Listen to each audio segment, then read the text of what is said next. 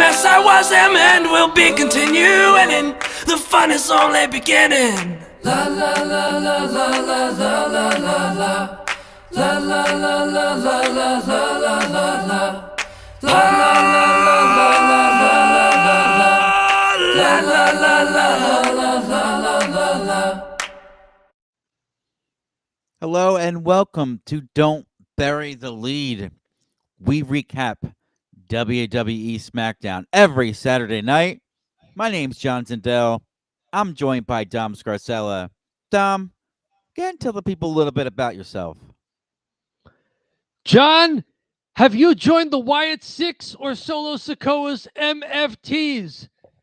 Don't bury the lead. Whose side are you on? And also, what's our top story from WWE Smackdown from October 24th, 2025? Dom, we don't ever bury the lead, but I'm going to bury it right now. I was at a Halloween party, so I said, let me wear my Halloween zombie mask here on the show. I spent a lot of money at Target today putting this makeup on. So, without further ado, although I've buried the lead, let's not bury the lead. What up, Fixer? The lead is the main event. Drew McIntyre versus Jimmy Uso. And Drew McIntyre picks up the win. Fairly predictable outcome in this main event match. We have Drew kind of taking out a little bit more vengeance on Jimmy Uso after this, and a big run-in. And so a little bit of a schmaz here at the end. Dom, what'd you think of this match and the schmaz at the end? Drew McIntyre does pick up the win. Interesting how this match came about. Apparently, Jimmy Uso is sticking up for his family member, Jacob Fatu. I don't know when that happened. I thought they were just, mercenaries that Solo brought in to face off against the bloodline. So whatever, sure. You make all the Samoans related to each other. Who cares? So right. Vinnie Mac is back. So so Jimmy Uso's defending the honor of Jacob Fatu, who was ambushed last week as part of a storyline because he has some actual serious dental work that needs to be done. It's going to keep him out of action for a while. Jimmy Uso gets himself a no disqualification match against Drew McIntyre. Okay. It ends like, as you were saying, as you would expect. Drew cannot lose this match going into Saturday night's main event against Cody Rhodes. So Drew is going to win. But at the end, Drew puts a chair around Jimmy's neck and yells at him that he didn't attack Jacob Fatu. Cody Rhodes runs down for the save. And while Cody checks on Jimmy, Drew slides into the ring and hits a Claymore on Cody. So Drew McIntyre stands tall a week and a day before Saturday night's main event. I'm not sure what that means, but it was a main event involving the big names, as you would expect. What were your impressions of this match? For the little bit of time that they got, I thought it was a pretty good match. And even considering that it had a fairly predictable outcome, let's face it, how are we going to have Drew McIntyre lose and then face the champ and then have any belief that he'd win? Yeah. So, at the end of the day, there was some stuff. I liked this match. Went about 12 and a half minutes. So they gave him decent time. There was 12 and a half minutes of match and then a good 3 minutes extra. Drew McIntyre gave a forearm to a dive attempted by Jimmy Uso.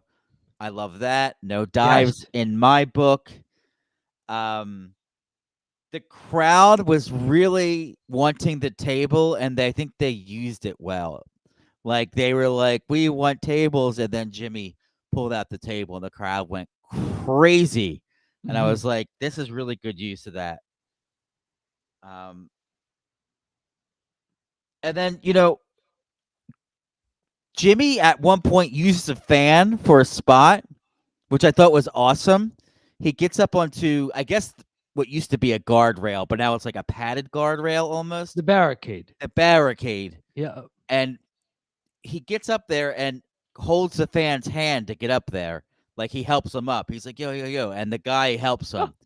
So anytime the fans can help the faces, I was like, that's really cool. Right. I think there should be more of that almost. Like, like sometimes they'd have the fans like give them the weapon. They'll use that weapon. Like, oh, he just wants to get up there. So he's like, yo, hold me up. And that guy. So unless it was like, it could have been an amazing plan. I would even plan the spot, like tell the fan, hey, hold him. Yeah, right. We would have planned spots for fans too, to be like, I'm gonna take the beer from you and hit the guy with the beer. So when I take the beer from you, don't freak out, So like, and then people at the time were like, oh my God, like you took the beer out of this guy's hand and just used it. It's like, he knew, Yeah, right. So and the guy you hit with the beer knew. Yes. We were all three working together on that spot. Very good. My notes for early in this match were just really about where Jimmy is on the WWE roster at this point. I think Jimmy's in a unique spot. Yeah. He's not a title contender like Jey Uso is, but he's formidable in any role they put him in. He can float between several angles and opponents, and the crowd likes him. It's an interesting niche that he has right now. I mean, he's basically a babyface, but you could see him tag teaming with anybody. You could see him going the singles route. You could see him wrestling Drew McIntyre like tonight. Drew's a title contender. You could see him being in a battle royal like he was on Monday Night Raw. I think he's in a really interesting spot. Like Jay's been pushed to the moon, but Jimmy is sort of the utility player. And I don't think there's a lot of people who could pull off what Jimmy's doing. I think a lot of guys can be pushed to the moon, but I don't think a lot of people can pull off what Jimmy's doing right now. He loses a good amount and the crowd loves him, which is tough. Usually you lose a lot and the crowd gets a little disinterested, right? Yep. So, yeah, he's almost as over as Jay, Yeah, to a certain extent, and he's not winning, and like you said, he's in an interesting spot. He probably is well into going to have to take some maternity leave, right? Yep. With the baby and his wife's out, and I think he's probably one that's at first was like, oh man, he really got left behind in the Uso tag team because Jay got pushed to the moon, like you mentioned. And but yeah, he's still doing good work. Yes. Finishing sequence for this match. You mentioned the table getting set up in the ring. This was after the big cheer when it was brought out. It basically got slid into the ring and stayed there for a while. When Jimmy finally sets up the table, another big cheer, and he puts it near the corner. He doesn't stand it up in the corner against the turnbuckles, but it's just angled into the corner. Drew charges for a Claymore. Jimmy counters with a pickup onto his shoulders into a Samoan drop through the table. So that's where the table got used. Jimmy to the top turnbuckle for a splash. He takes just a little too long.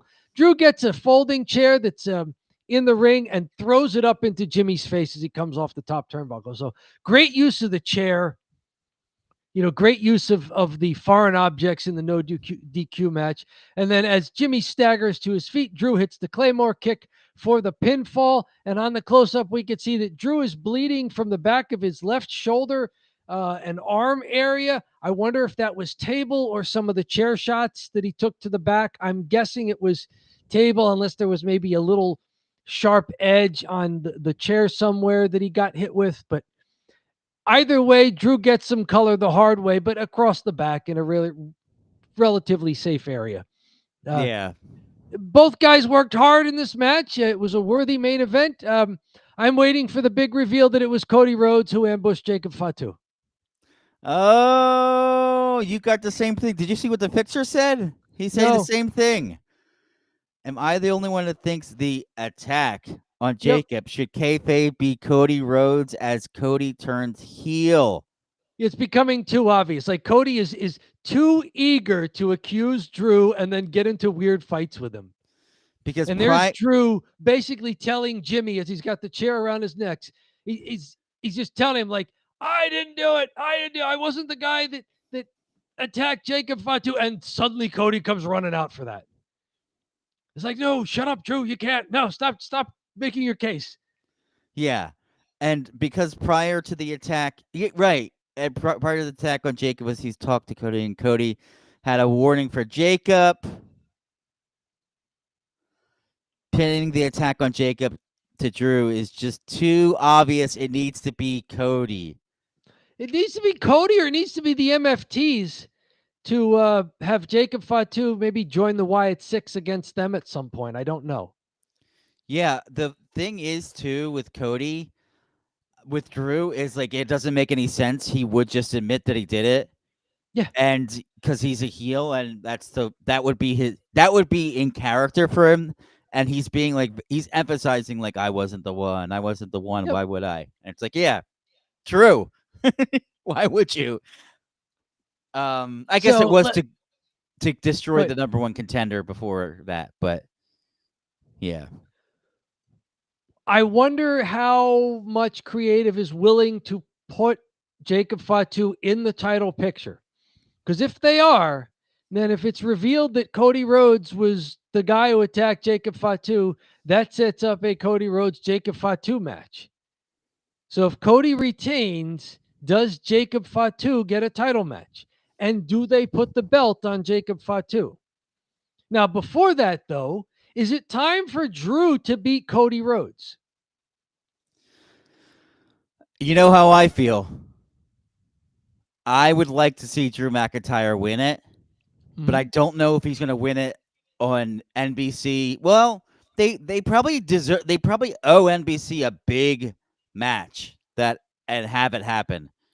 Right now, that's a great point, because Saturday night's main event is now not on NBC broadcast anymore. It's Peacock only, and I'm not sure if it's international. Oh wow, it's not even. So I wonder, NBC. the Fixer over there in the UK, are you getting advertisements for Saturday night's main event November 1st? Is there a way easily for some of our non-US wrestling fans to watch this easily without having to jump through all sorts of hoops and VPNs and whatever? Another one from the Fixer. This isn't a bad one. My only other suspect is it was Randy Orton. Okay, but I'm not sure why Randy would do it. You could see why Cody would do it, because he knows he can beat Drew. Or at least he thinks he knows he could beat Drew because he's done it before. Cody's got to make sense. Like, what's the motive? Yeah. Cody's weird. Cody's is kind of weird because it would be kind of, I guess they've been wanting to turn him heel, but they're just going to randomly do it. It's not like he's been playing heel at all, right? No. So he would just randomly turn heel again, like Cena style. Just like, oh, I guess I'm a heel. Well, but Cena's heel turn was, he was coming back for one last run at glory, and he just sold his soul to the devil, to The Rock, and he turned on a guy in the ring. Yeah. So the behavior was there. Yeah, it's going to need more than where we are right now. Saturday night main event only on YouTube. Okay, so maybe international customers can somehow get it on YouTube. I'm not sure, but that's the big question is, how much do you do on a Saturday night's main event if your audience is going to be limited? Viewership is not as easy as it is for even a Monday Night Raw that's on Netflix all over the place. Oh, here we go. My reasoning is Randy is retiring, I believe, next year, and think he's going to go out like he came in, as a heel. Oh, yeah. Okay. That's an interesting wrinkle. It would also be difficult for Randy to pull off because nobody wants to cheer. Nobody wants to boo the old guys. They're too likable. Like nobody booed Ric Flair for like 15 years. And he was a huge No matter heel. what he tried to do to be a heel. Everybody's like, woo! Yeah, it's Ric Flair! Woo! Whatever. Like, He was too over. right? He's Yes. too over. Yeah, it's tough to make an old guy heel because everyone they get the nostalgia pop, right? But Yeah, at look this, how difficult it was for John Cena, even though he was doing everything possible to be a heel. I was seeing people complain about that, but I liked his heel turn. I thought the heel turn was great. The Yeah. heel turn was great. How it played out was not as great, but the turn was wonderfully executed, and I liked the effort that John Cena put into it. So maybe, yeah, I wonder if Randy Orton has that kind of a turn in him. Can he pull it off where Cena couldn't? Especially if it's announced at his retirement tour. Saturday Night Main Event on YouTube is generally 3 minutes of wrestling and 5 minutes of adverts. Yeah, we get a very similar thing here when we watched it on NBC. It was low. The NBC loaded it with commercials. Yes. And then you'd have entrance music for CM Punk, then commercial. And you'd be like, man, and then another entrance. I'm like, man, can you just hit the commercial for one of these entrances? Because I don't need to hear the theme song. I hear every SmackDown. But, yeah, the theme songs are to like a pep talk for the arena crowd to get them going. Yes. I don't need the entrances when I'm watching at home. Yeah. Anyways, that's the lead. Dom, let's get moving on to the follow. I think follow is fairly obvious here. Okay. But I'll start. I wonder if you have the same thing here. We got Kiana James versus Tiffany Stratton. Yes. Tiffany Stratton wins and retains the title somewhat predictably. Sure. And Tiffany Stratton starts to get beat up. She gets jumped by a person at the ringside. Yep. Julia Cargill and Kiana James. Yep. Yeah. And then Jade Cargill runs down for the save. When she runs down for the save, she clears the ring. She holds Tiffany Stratton's arm up. And here comes the heel turn from Jade Cargill. Yep. She destroys Tiffany Stratton. And here we are. Jade Cargill turns heel. Dom, what you think of this match and heel turn by Jade Cargill? I mean, part of me wants to say Jade Cargill is jealous because somebody's manager with a serious knee brace on lasted 3 more minutes against Tiffany Stratton than she did. Oh. Kiana James, for being someone's manager and put in that role, she seems rather athletic. She seems to know what she's doing in there. The 10-second squash against Michin was clearly not what she was capable of. She seems like she can go. Yeah. She seems to understand wrestling psychology too. She was good in the ring. She was doing the little gymnastics face-off early. She seems to know how to wrestle. And she may have even been perhaps calling some of the spots in this match. So maybe she's the veteran presence that someone like Tiffany Stratton needs. I am always leaving the door open that they can overwhelm me and surprise me on the high side. But I'm not that excited for Tiffany Stratton, Jade Cargill. In fact, I'm looking at the SmackDown women's division right now, and I don't think in the 3+ years you and I have been doing Don't Bury the Lead that there has been a weaker women's division than the SmackDown women's division right now. To be fair, it's been very strong. But, since we've been watching, I think it's always been the highlight. I think the women have really carried the show. Sure. But I have to agree with you. Tiffany Stratton being such a long reigning champ it feels like she should have popped it off a while ago. And I don't think it's going to be a big deal when she even drops it. So that's how invisible it's kind of been, right? She hasn't had any crazy good rivalries. She's still young. She's still really talented. I think that she's done what you would expect someone that's like in their mid-20s that came up from NXT. And, they always say, oh, she just started wrestling, only 3 or 4 years ago. It's like, yeah, I can tell, Sometimes you're like, it's not really a. She's not performing to a point where like she's amazing, you know. No, I'm going to draw an analogy to the men. She's the female Austin Theory. Ooh. Had the look, got pushed to the moon, and had an unspectacular title reign. And as soon as he dropped the belt, people kind of forgot. Now, it seems that they're trying to resurrect Austin Theory and maybe bring him back as part of the vision over on Raw, but it's taken a while for them to find something to do with Austin Theory. Yeah, he was doing some weird egg stuff with Vince a while ago. Mm-hmm. And this is before we were watching. I was just watching it on YouTube. If you get an opportunity, it's some of the more bizarre things they've done in WWE. Not even like creepy and weird or entertaining, just bizarre. Because Vince is Which is the guy old. who's so young and just has the look and just the athletic ability in the wrestling ring. Mm-hmm. And so they say, yeah, let's strap a rocket to him, put a belt on him. Yeah. That's what Tiffany Stratton has felt like to me since she's had the belt. Yeah, it's crazy. And of course, therefore, my hope is they have something for her to do when she drops the belt, because I don't want her to become invisible. She's still young. She's a great athlete. There are some things that she does really well. She was really good as Nia's overly fawning sidekick. Perfect. Nia That's really Jax. where So she peaked. She was good at that.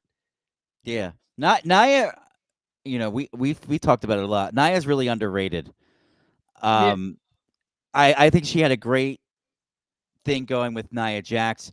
She kind of feels more suited as a heel, but they were cheering for her so much they turned her face. But now it's like not much of anything, right? But does Jade Cargill win this on Saturday night's main event? I don't know. I am genuinely interested. It feels like they got to get the belt off of Tiffany, but also you're going to have a lot of the same if Jade wins it. Boy.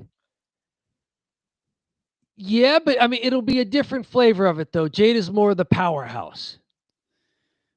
Yeah, I almost feel like Jade is going to win the belt and just not wrestle a lot, and she'll be running away, and she'll be chicken crap huge heel. She'll be a Paul Heyman gal. She'll be a Paul Heyman gal. Right. Yeah. I feel like it might go in that direction. She's not going to be able to wrestle a lot because she's not good at it, but she's not bad. I mean, she's shown signs, but I think that she's a serviceable mid carder and kind of an attraction, but I don't know about a champ. And it's just because that division is supposed to be like the top tier of all of pro wrestling, and it has been. Sure. So sure, and I mean the whole women's division on SmackDown, though, like even Julia, she's not defending the U.S. title. We got this is the most action she's had in a while. It was reversing roles and being at ringside for her manager, her business manager, to be in the ring against Tiffany Stratton. I got a bunch of stuff coming in from the Fixer. Let me. Oh, all right. Jade, in my opinion, didn't work as a face. Hard to argue. She had the look of the comic book hero. I don't think that the crowd usually popped for her too much. Sometimes they would, but for the most part, she might be better suited as a heel, and they kind of need good heels. It's weird. Yeah. Tiffany's only rivalry was Nia Jax, but that kind of fizzled out after 4 matches between them. Yeah, they wrestled way too much, right? They got as much even as they more could than Cody Rhodes and Drew McIntyre. Yeah, this actually is a great point. What I think didn't help Charlotte Flair and Alexa Bliss becoming a tag team and removing themselves from the big title would kind of diluted, right, the talent pool that they had to pull from. Because if you had Charlotte, you would at least get a good match out of her. She's an excellent worker, and Alexa probably also has that. She's a solid worker and, a big name in WWE, or had been. Yep. I mean, their best workers right now are doing comedy shticks, like Chelsea Green and Alba Fire are doing a comedy shtick. Charlotte and Alexa have the tag belt, so they're bouncing back and forth between the two brands, and that's fine. Bianca Belair and Jade Cargill did that. Damage Control did that. That's expected that you're working double duty. But I just don't see. I mean, I watch highlights from Raw, and I'm like, look at all the women on Raw. Like Becky Lynch has their second tier belt, and she's awesome. Yeah, she's really doing a pulling good job. great matches out of Maxine Dupree. Right. Rhea Ripley, Io Sky, Asuka, and Kairi Sane are nowhere near a title at the moment, and yet they can still main event the Raw if they need to, just because they're that good. Yeah, it's a little loaded on that side, and honestly, if you look at the women's division, Chelsea Green's probably the most interesting wrestler on SmackDown. Like, Yes. and by a good portion too. Like, yes, whenever they kind of have her jobbing, it's like I feel like she's the one you got to push there. You know.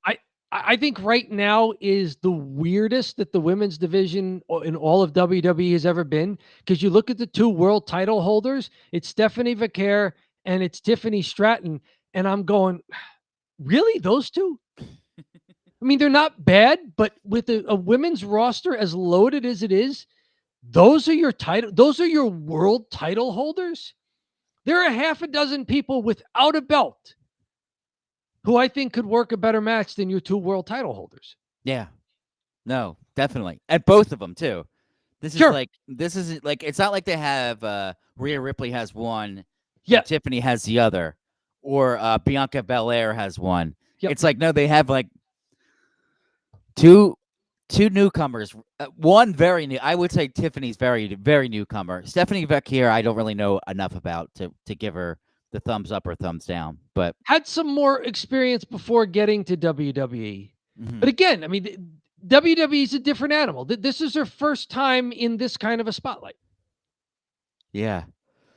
Well, so anyways, Tiffany Stratton beat someone's manager in a match that went far longer than it should have for your world champion facing someone's manager. But that being said, kudos to Kiana James for having an entertaining match. Where do you want to head next, I want to head to the U.S. Championship Open Challenge. Ilya Dragunov versus, what is it? Timu Karrion Kross, Aleister Black? Timu. With Zelina Vega. That video I'm working on, we have Karrion Kross at home. It's Aleister Black and Zelina Vega. I am actively right now working on editing that video, so that will be out soon. There you go. And that's the fixer. That's all the fixer, by the way. Yes, Timu, Karrion Kross. Yep, I was doing the they're the we have them at home. It's your McDonald's at home is nothing like McDonald's. Right. And this is not a knock on Aleister Black. I think he's a great wrestler in the ring. He looks very athletic. He's believable as a martial artist. But at the same time, it's kind of weird that he's doing the gimmick of a guy who did it slightly better for a longer time and they got rid of. Mm-hmm. This match goes 15 and a half minutes plus a short commercial in there. So this was approaching the 18-minute mark. Ilya Dragunov does win this. Damian Priest's presence distracts Aleister Black, who had the advantage towards the end of this match, but he turns right around into that torpedo shoulder block. I'm not sure what they're calling it, but Ilya Dragunov basically throws his body around the ring. Like his moves are him launching himself for a shoulder tackle, him launching himself on a prone opponent for that flying forearm smash down to the mat. It's him just launching himself. Then he gets the pinfall off of that torpedo shoulder block. Post-match, Damian Priest attacks Aleister Black in the ring, then on the floor. He looks like he's going to set up the concerto on the announce table when Zelina Vega jumps off the apron and rakes Damian Priest in his badly burned eye that still hasn't totally recovered from the last man standing match they had. The heels escape through the crowd. Jim Cornette is shaking his head and gritting his teeth somewhere. Entertaining match, but a little bit of a downer that they took an entertaining match and kind of made it the back seat to the continuation of the Aleister Black Damian Priest storyline. Yeah. Aleister Black has now wrestled 2 very entertaining matches in this U.S. Championship Open Challenge, losing to Sami Zayn in a great match and losing to Ilya Dragunov in a great match. And for some reason, as the guy who can't quite win the U.S. title, he's like the nemesis for a guy who was a world champion. So the things fluctuate in the WWE. Boy, do they. Right? Very entertaining match. I don't know if you want to call out some spots, but I'm a little concerned that the U.S. Championship Open Challenge is becoming like a pay-per-view match where everybody's kicking out of finishers for 10 minutes. But I can't deny the athleticism in the ring and that these guys are good. Yeah, so I am excited about a newcomer that's a good athlete that feels like a good wrestler. They have a lot of good athletes that feel like good gymnasts, but he feels like a good wrestler. They have a lot of guys that can flip and dive, and it's like, yeah, I don't really necessarily need all that, but Ilya's very stiff, so I like him. I like him a lot. He looks believable. He looks like he's in a fight. Who would have thought you should watch a wrestling match and think you're watching a fight? I know it sounds crazy, folks, but this is. I heard you mention Jim Cornette earlier. Yep. I'm sounding like Cornette right now, saying he doesn't like the flippy stuff. What did you say about Jim Cornette? He's what? When the heels escape through the crowd. Jim Cornette is perhaps rolling his eyes and gritting his teeth, shaking his head. Just, he hates that. If he had done that, he'd have gotten stabbed. Yeah, right. Because the crowd, he was so over that he would have gotten stabbed if he escaped to the crowd. Right. I also like Ilya Dragunov's little catchphrase that he's using, and it fits his character. Pain shall entertain you. I do have to admit, I like him a lot in the ring. I wasn't too overwhelmed with the promo, but yeah, as long as the promos can stay short and the work's good, then we can work on the other stuff. I think a lot of people put the character first sometimes, and they're not working too much in the ring. He's got the ring stuff. We'll figure out the character stuff later. The pump handle, I loved. He put him in a pump handle slam. And kind of like threw him over, like using his arm. Pump handle suplex. Yeah, it was like a pump handle suplex. And I've never seen that. I thought immediately to myself, man, if I was wrestling now, I would steal that. That looks so cool. I loved it. And then Aleister Black did a brain buster. That looked crazy because brain busters are just crazy. Mm-hmm. He countered a charge with a high knee and then got him quickly into the brain buster. Yep.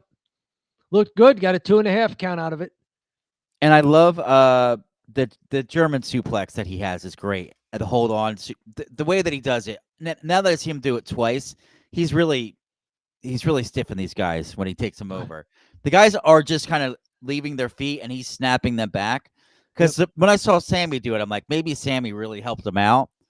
And then I was like, well, that's really not Sammy necessarily. He's good at selling, but he's not going to kill himself.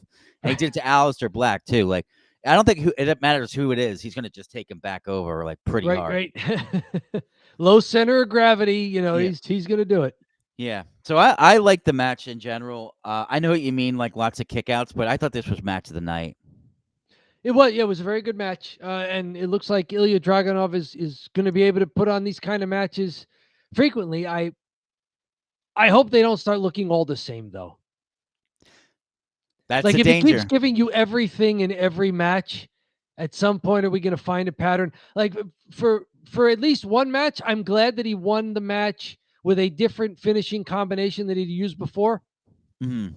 Like this week he didn't win the match with Sami Zayn this way, doing that flying shoulder tackle. So I like that he could do more. Timo carrying cross Aleister Black was really showing off his Timo derivative from the get-go when they entered with Zelina Vega entering first. Yeah.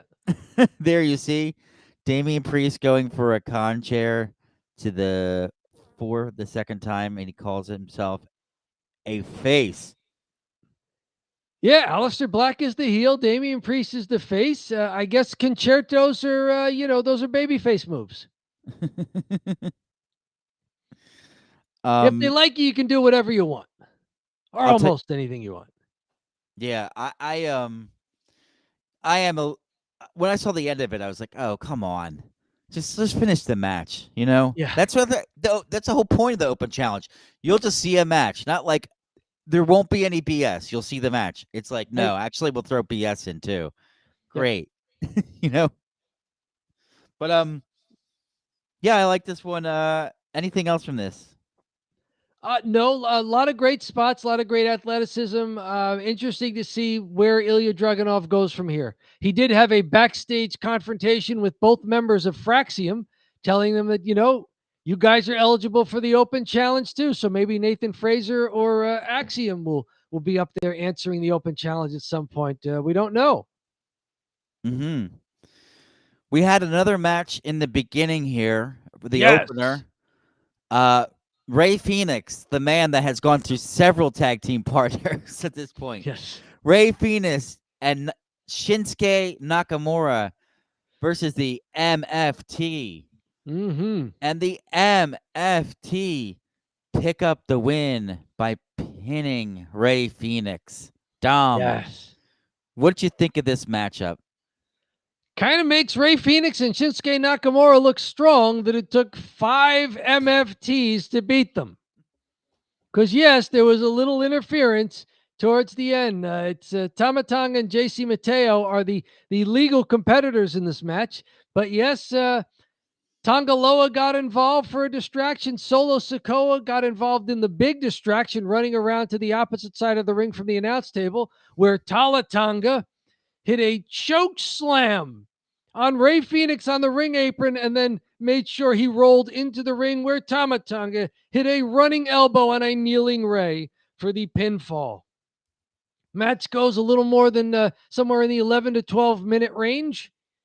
Not a bad match, but not a great match. I've been hearing people say, like, is this the first time in history that people have worn face paint and looked less intimidating?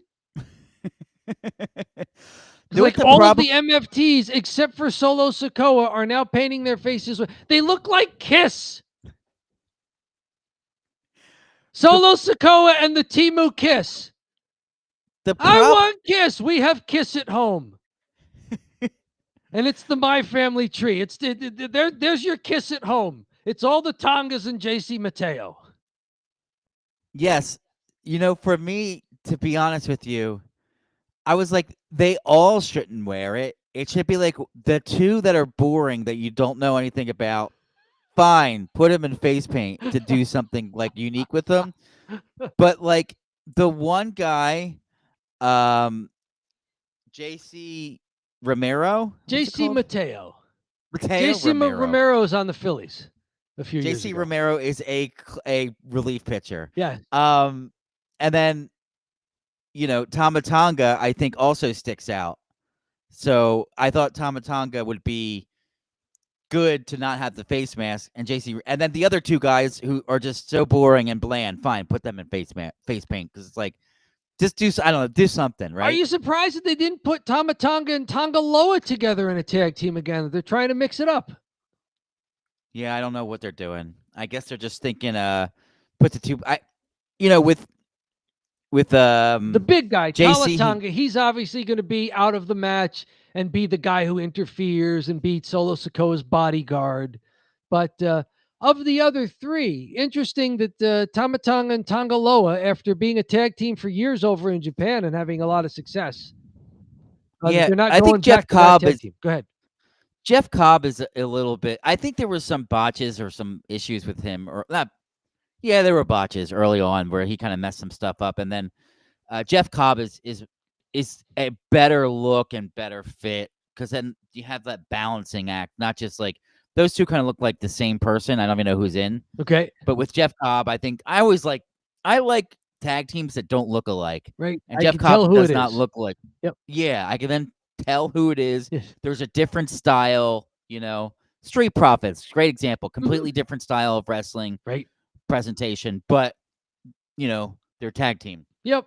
Um, JC got also some. does that pump handle suplex. Yes.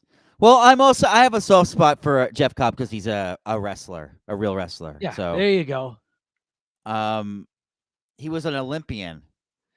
They said, Yes, from I think he said he wrestled for Guam.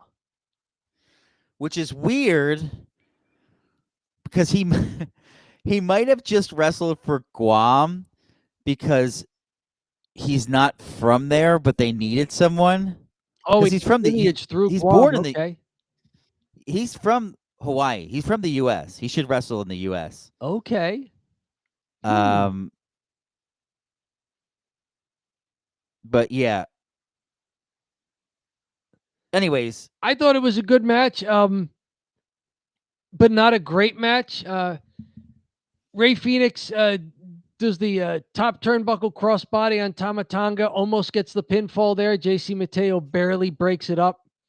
I did like Shinsuke Nakamura looked pretty good. Got a hot tag and high knee in the corner on JC Mateo. Got a 2 count out of it.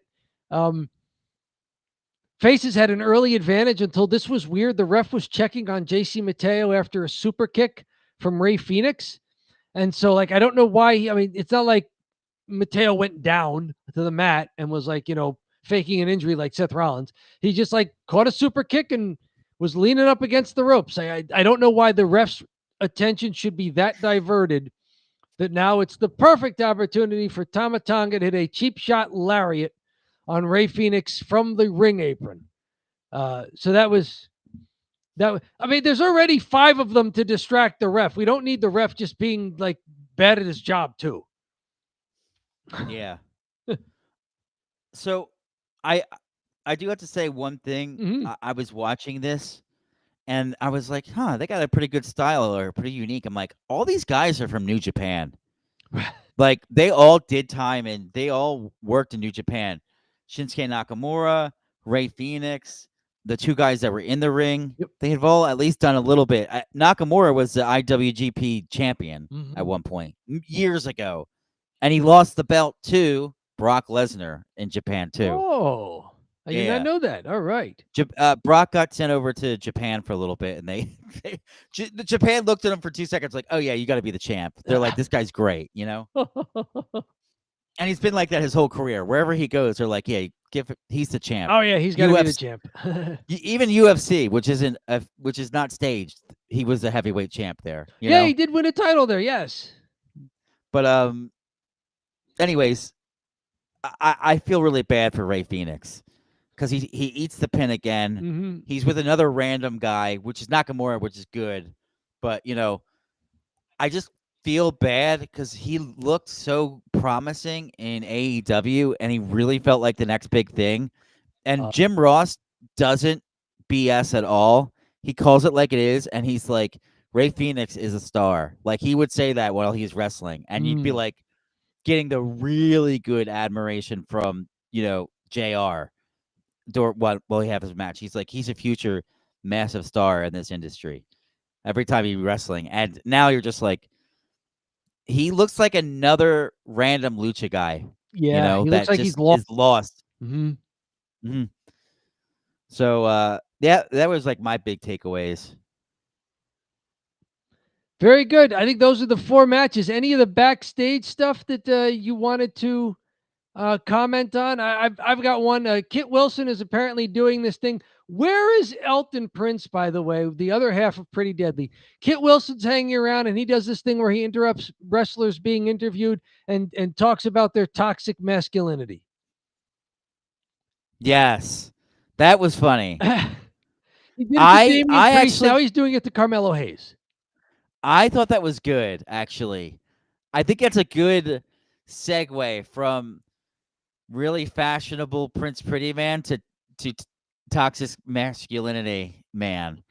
All those are alluding to certain things that I find hilarious. Right. And I also, he really, when they talk about like the tag team division, I really like Pretty Deadly. So I did. I don't too. really think I think they should have been. I think they should be featured more prominently on SmackDown.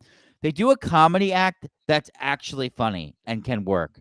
Right. And but they can wrestle too. yes, exactly. It's good comic relief. And speaking of good comic, because a lot of the guys, if they don't do good comic relief, the backstage stuff is just like flat or like who cares? Mhm. Even the promos sometimes, if it's zero humor, you're like, who cares? The other thing, Chelsea Green segment, as usual, on the screen. She is frequently the best thing on the screen, right? Yes. Chelsea Green. When the girl calls her a diva, you're just a diva. And she's like, oh, thank you. And she's Low like, rent diva. Did she call me a diva? It's like she didn't catch the insult part. And like the WWE divas is like what they used to be, and like, you know, they're like used to be just pretty models or whatever like that. And she's like calls her a diva and she's excited about it. It was like, this is perfect. Yeah, they were trying to recruit Julia again Right. with the job application flyers to be part of the secret Hervis. And Kiana James put a stop to that. Yes. Other thing, they can't have a lot of tag team matches, so they're trying to just get the tag team wrestlers on the men's side involved in something. So it's been a lot of just talking backstage as guys get a little chippy with each other backstage. This week it was DIY and Fraxium again. Tommaso Ciampa called them Pinky in the Brain. So I got that reference. I wonder how many folks out there got it. Tell us in the chat. Tell us in the comments. Did you get the Pinky in the Brain reference that Tommaso Ciampa was making for Fraxium? Oh yeah, one is a genius, the other's insane. Yeah, Pinky in the Brain plotting to take over the tag team division. I love it. No, Pinky in the Brain is great. I do have a couple comments here from the Fixer. Yes, very good. It's strange. WWE is booking some odd cards right now, almost as if they don't have a Scooby-Doo's idea about what they're doing. It sometimes looks like that. Like, if Julie is such a great wrestler, how come she doesn't wrestle? You know, what's going on with the men's tag team division? I like the Wyatt Six. But it may be the case if they got too much stuff to do and only 2 hours of TV time a week to do it. They could cut some stuff. They could fit it in, you know? Well, this was always the danger of going to a second set of women's singles titles as well. Yeah, you have more to belts means like it's just one more thing that you have to keep in mind and you know, have an idea for. If they had just the one women's secondary title and that person can float between Raw and SmackDown, that would be like if we had Becky Lynch every now and then. Yeah. I don't know if it's logistically possible, but I love that like floating champ. They do it with Cody as the champ, you know. He goes back and forth between both shows. Yeah, for promos and stuff. Jimmy Uso's doing it. Yeah. Absolutely. WWE needs to reteam Rey Fenix with his brother Penta badly. I don't know how Penta's doing. I know he's done some pretty good stuff. I don't watch Raw, but yeah, Phoenix definitely needs Penta. He needs his brother. Penta is currently in a feud with Rusev, the returning Rusev. Interesting. Who are both feuding with Dominic Mysterio over the Intercontinental title on the men's side.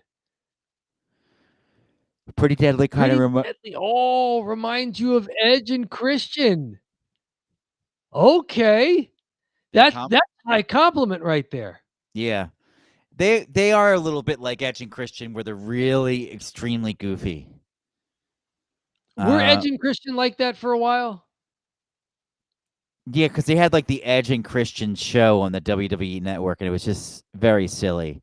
Okay. Yeah, I got it. LOL. Pinky in the Brain. Oh, that was the Pinky in the Brain thing of what I was asking. Very good. Yes. See, someone of about our vintage, John, got the Pinky in the Brain. I'm wondering if anybody else may be a little younger, or maybe we have fans older than us as well out there. But yes. No, Pinky in the By Brain's the great. way, wherever you're watching tonight on the live stream, whether it's Twitch, X, the former Twitter, or on YouTube, please head on over to YouTube and subscribe there. That's where our stuff stays after it is live streamed. The whole archive is there, plus the edited videos, John, that you make, and the hashtag shorts, the under 60-second contents there. All of it is at YouTube. Over 1,000 subscribers on YouTube. Thank you for helping us hit that benchmark.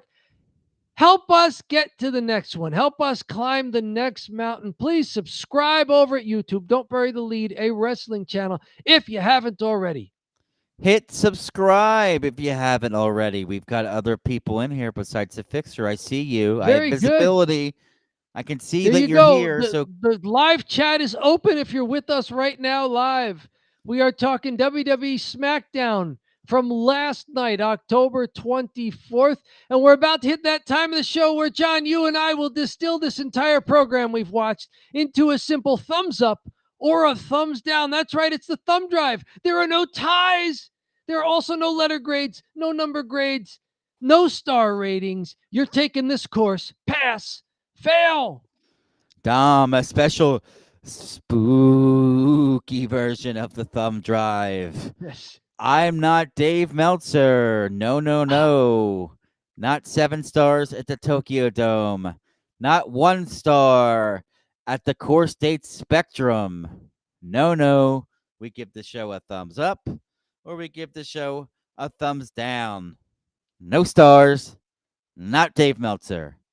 Not Dave Meltzer. Dom, what did you think of this show? I'm ready. 3, 2, 1. I teetered on a thumbs Oh! down. Dom, why'd you give this show a thumbs down? Most interesting stuff was backstage. I mean, I got a lot of wrestling, but it was like empty calories in a sense. Like the opening tag match, it was just too long. You knew the MFTs were going to interfere. It didn't have to go that long. Ilya Dragunov and Aleister Black. It was too long.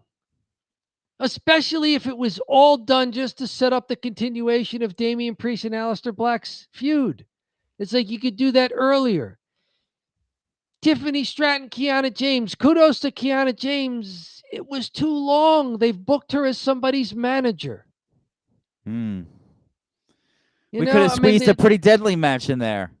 we could have done that. Where's Elton Prince? Yes, boy. I know. I gave it a thumbs up because I liked the U.S. title or the U.S. Open Challenge. I have been a lot higher on SmackDown recently now that it's moved to 2 hours. 3 hours, I was legitimately starting to dread it. So Yes. with the 2 hours, I'm a lot happier, and I might be just remembering how bad the 3 hours were, and I'm like, yeah, thumbs up. And Still in the honeymoon phase. I'm still in it. I'm still in the honeymoon phase with the whole SmackDown thing. The pay-per-views for me are going to be closer to thumbs down now because I'm stuck on these stupid apps. Like I can't get that. I can't get that out of my head. So, but as far as the presentation's concerned, 2 hours is really doable. I watched it last night, no problem. I zoomed through it. I fast forward through all the commercials. I was done in like an hour and 15, and I was like, I thought it was good. So, thumbs up for me. And all right, you know what that means, Tom? We gave the thumbs here, and we got one in the chat too. All right, what do we got in the chat? Kind of milk toast. Neither thumbs up nor thumbs John, down. you and I can't do that. There are no ties. We made that rule. There are no ties. That is, comment section is allowed to, though. Chat's allowed to. Comment section can do letter grades, number grades, star ratings, But John, you You and could give I, a Dave Meltzer star rating for each match. it's not the Starbuck, it's the thumb drive. It's just a thumb up or a thumb down. Oh, well, Dom, the thumb drive is over, and you know what that means. I do. It's time for Cheap Heat.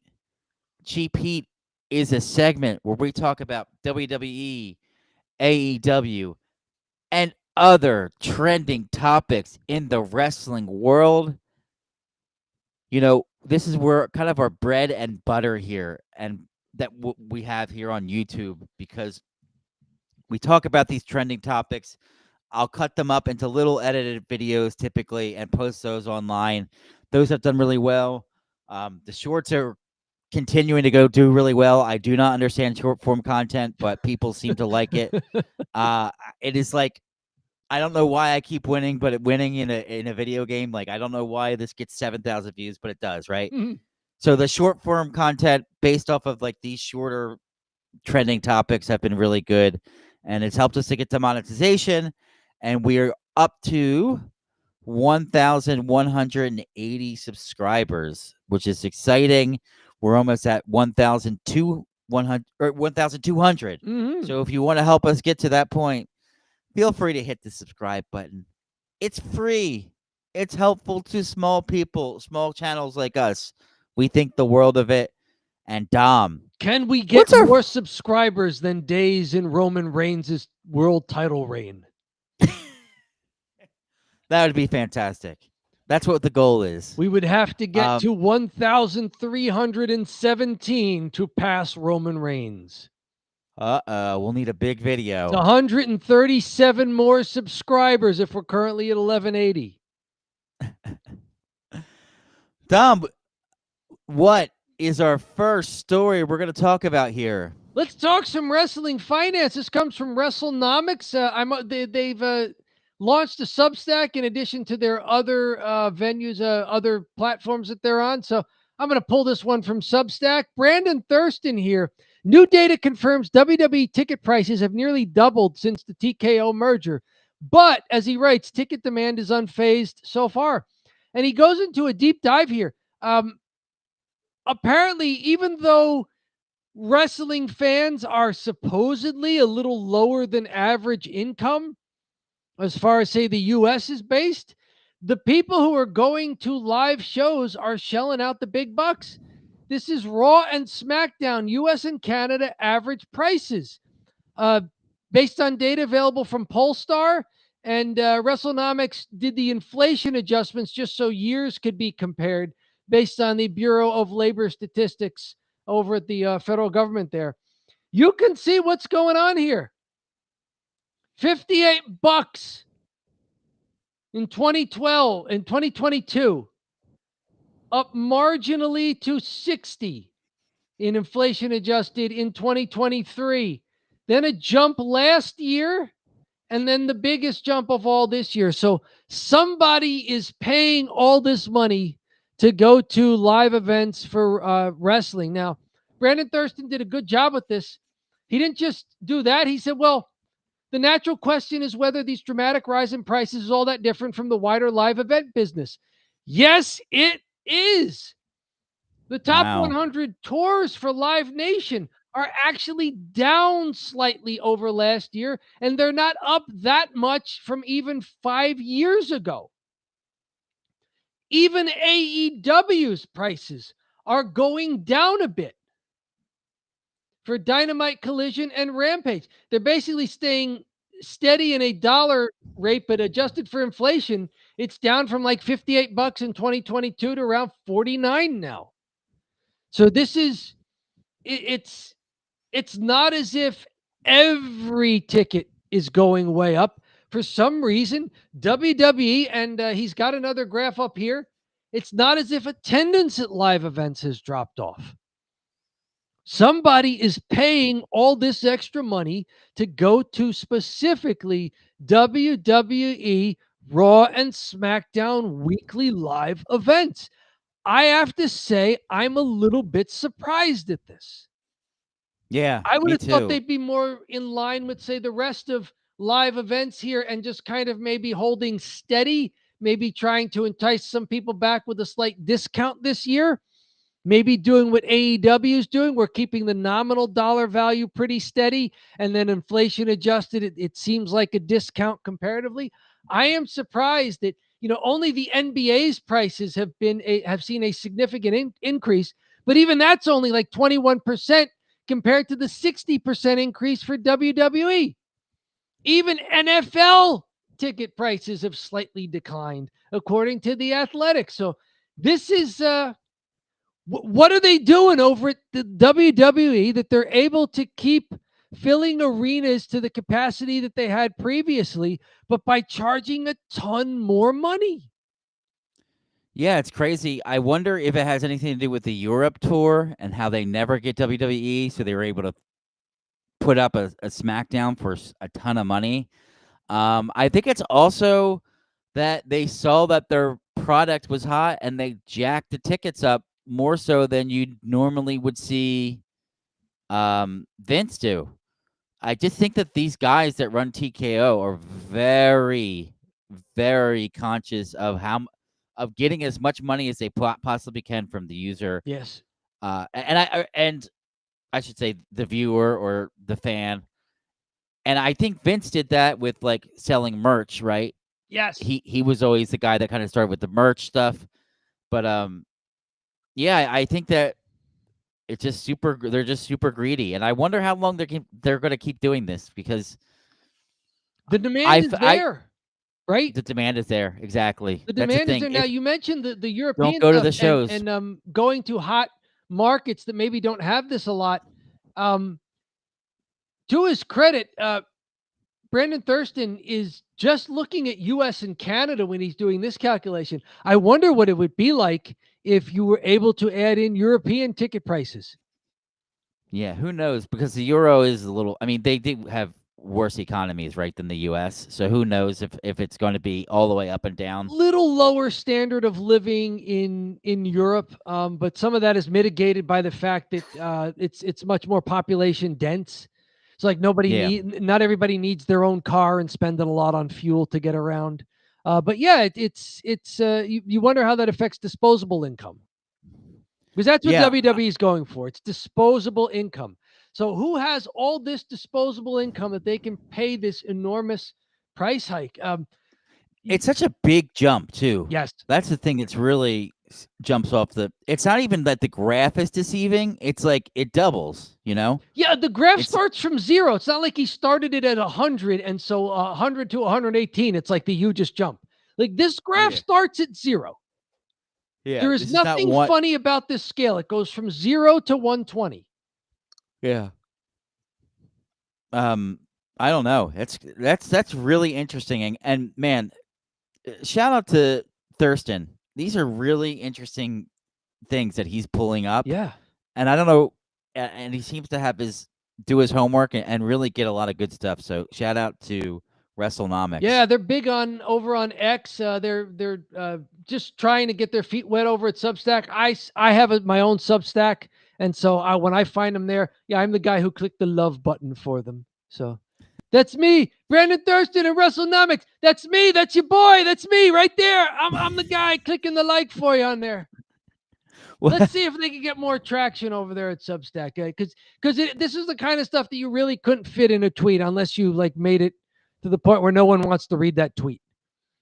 Right. With the graphs and everything. This is a good use of long form publishing for him to do this. So good stuff there. More on the wrestling finance.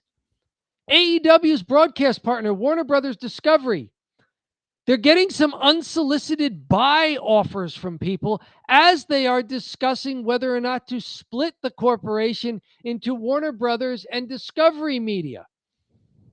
So while Warner Brothers Discovery continues to advance its previously announced separation of Warner Brothers and Discovery Global, its board of directors today announced it has initiated a review of strategic alternatives to maximize shareholder value so they don't get sued like Vince McMahon did. In light of unsolicited interest the company has received from multiple parties for both the entire company and Warner Brothers. This statement reads, this comes to us from Wrestling Inc. here, writer Nick Miller. So this will impact AEW in two ways. Number one, Warner Brothers Discovery served as the primary broadcast partner for AEW since the company was founded in 2019. So this would mean a new negotiating partner whenever their TV deal is up. Also, Warner Brothers Discovery is said to own a stake in AEW. If that company splits, who owns that stake, that rumored stake in AEW? If the company is bought out, that's a new minority owner for AEW.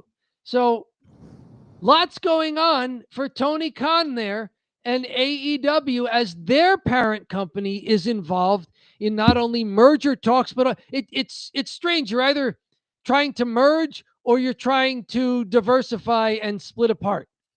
Yeah. Warner Brothers Discovery has both on the table simultaneously. Yeah. So they're trying to sell the entire thing. Is that, if I'm understanding, or is it just They part are of it? getting buy offers and they have to listen because they're a publicly traded company. I wonder who would buy that. In light of unsolicited interest the company has received from multiple parties for both the entire company and Warner Brothers. If you're a publicly traded company and somebody says, I want to buy your whole company, you have to listen. Yeah. You have to take that call. Private company, no, you can tell them to F off. Interesting. Publicly traded company, we talked about fiduciary responsibility. Somebody says, I have an offer for you as a board of directors, you have to listen. Mm-hmm. So that's interesting. The release also confirmed the company is open to selling off parts of the business or a full acquisition, depending on what would earn the most money for shareholders. They don't want to get sued. They have to do that. In the meantime, it will continue to move towards the corporate split in the event that a successful sale doesn't materialize. You've liked AEW's product. How has the partnership been with Warner Brothers Discovery as far as their TV partner? What have you thought of it as an AEW fan, John? Have you frozen? Uh-oh. I think it's been very good for them. Oh, my whole thing's frozen. Tell me. I'm hearing you now. Uh-oh. Your video looks like So- it's catching up, but I can hear you. Yeah, it's okay. Let's try this again. Can you hear me now? Your video's back. There we go. I will throw the question out to you again. You are a big AEW watcher, John, more than I am. How has this partnership looked from a product standpoint? How has AEW been on television with their television partner? Because I know you've gone to live shows as well. Comment on the television product with this Warner Brothers Discovery partnership they've had for years. Yeah, I think ultimately it makes sense for Warner. I think it was a win-win because, TBS, Warner Brothers, whatever, they got rid of the NBA, and that saved them a ton of money.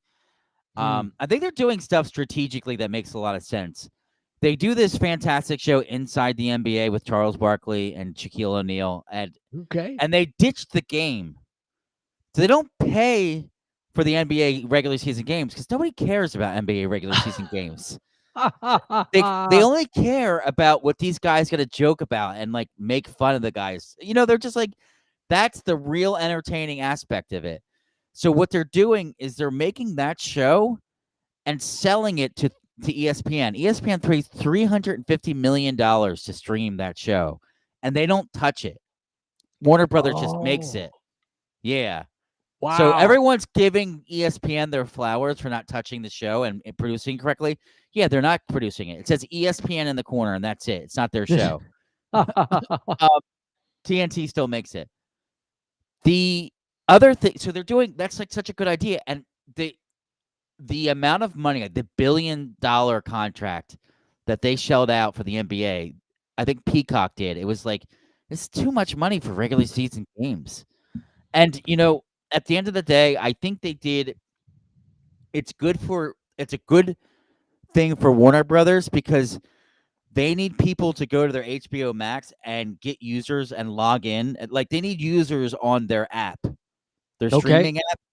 and that's where people are kind of heading to watch AEW. There's an assumed about 500,000 people that watch on the app. Oh, So they wow. watch Dynamite on the app, and then there's like another 500 that watch on the TV. So they're doing On the like a million. broadcast. Oh, They wow. do about 1 million now, and this is just rumors. So I Mm. don't know if it's true or not, but 500,000 people on the app would be huge for them, and it makes sense because a lot of people would probably just opt to be like, yeah, I'll pay $10 a month or $12 a month or whatever for HBO Max, because HBO Max is a good streaming service, and I'll get AEW too, and I won't have to have cable, because before it was always killing them, but people had to have cable, so it's accessible to a lot of people, and I think it's a good partnership too, because they 10x the amount of money that they were getting from the original deal. So Okay. pretty good for AEW. Now, if it one thing I do want to say, if it gets bought out, it looks like Paramount's the company, and Paramount is the one that's going to be doing all the UFC stuff, right? CBS, Paramount. Yeah, aren't they?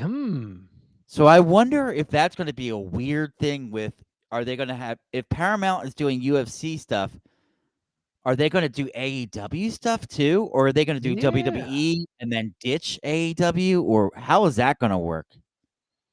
That would be unfortunate because I think AEW has shown that it puts out a good enough product that it deserves a broadcast partner, and it can make money for people if they're bringing over streaming subscribers like you're talking about to HBO Max, then they're earning their money. Yeah. Now, from a broadcast partner standpoint, it looks like Warner Brothers Discovery was very supportive of what Tony Khan wanted to experiment with early, from going to Dynamite and Rampage to Collision to experimenting with which ones were live, which ones would be taped. Some of them, Rampage went away after a while, right? Are they still running Rampage on Fridays? They still have Rampage somehow. They still have Rampage somehow for an hour. So they've been, when Tony's wanted to try a new program, it looks like Warner Brothers Discovery has been behind them. Or maybe it's Warner Brothers Discovery saying, we like your product, we want a third show. And Tony's been able to produce it. So it looks like they've both gone through some trial and error, but the partnership is still relatively strong. Yeah, I think so, because they've also they'll do these corporate announcing successes, and they'll highlight AEW. They often with one of their big successes in live sports and being on the platform, and I think it's because they don't pay that much relative to pro sports, and they're getting a lot of people to watch. Yep. And so we got Skydance Paramount could become tricky with WWE and AEW being on the same company's broadcasting. Yes. Yeah. I mean, that would be not good for AEW. Let's face it. Unless, Paramount wants HBO Max to operate as its own entity, and Paramount only cares about UFC, and they're like, all right, you can just have HBO Max have, I don't know. I have no idea what they intend to do. One of the possibilities in this article here mentioned, according to the press release from the board of directors, is that new buyers could come in. They could find new buyers, but for a split company. So maybe the part of the company that owns AEW, that has the partnership with AEW, winds up not being part of the deal that goes to Skydance Paramount. Like if Skydance Paramount wants Discovery Global for that kind of programming, then maybe that doesn't affect AEW if AEW is really under the Warner Brothers, the old Turner stuff. So that they're possibilities. We obviously don't know all the details, but it if it's going to affect one of the major wrestling promotions in the U.S., it's something to keep an eye on, because while you and I, John, only watch one show in common every week to recap, we are aware that the wrestling world is bigger than one show and even one promotion that we watch. And on that note, let's maybe take some shots at TKO and WWE here. Samantha the Bomb, we remember her. She was announcing for WWE She's got 1 year down and 1 year left on her non-compete. They gave her, Samantha Irvin, a 2-year non-compete? How is this happening? I mean, granted, she's not the kind of person who wanted to be announcing people's height and weight for the rest of her life. She wants to be a singer. She wants to get into entertainment. But a 2-year non-compete? This seems a little crazy here, but that's coming straight from her on her X account. We've heard about non-competes recently with Andrade. David Otunga has commented on this over on Sportsnaut. Andrew Ravens, the writer here. WWE vet details why Andrade can win a lawsuit on his non-compete clause. I hope David Otunga is right. Former WWE wrestler who is also a Harvard Law graduate believes the clause would not hold up if challenged. He spoke on his YouTube channel saying that while WWE can include these things in their contracts, a judge would likely deem it invalid if the talent is not being compensated. He argued it's difficult to legally enforce a clause that prevents a person from earning a living in their chosen field for an entire year without pay or more. He said, he gave a great example. He said, under this non-compete clause, technically a talent could sign a contract.